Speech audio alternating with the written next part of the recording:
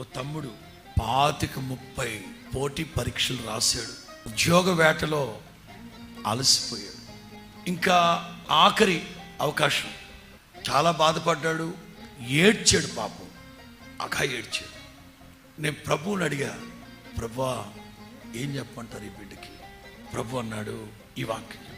నేను చెప్పాను, నాన్న నువ్వు తీర్మానం చేసుకో, ప్రభువా ఇక మీదట మీ దేవుని వాక్యం చదువుకుంటా, దివారాత్రులు మీ వాక్యాన్ని ధ్యానిస్తాను. ఎందుకంటే అతడు చేయనుదంతయు వేరే ఈ మోటివేషనల్స్ ప్రభావితం చేసే మాటలేవు నాన్న. ఒకటే, యెహోవా ధర్మశాస్త్రం అందు ఆనందించుచు దివారాత్రులు నేను ఈ వాక్యాన్ని ధ్యానించుకుంటాను ప్రభు, నాకు ఉద్యోగం ఇస్తే అని అనుకో.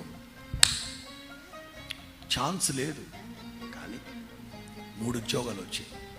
3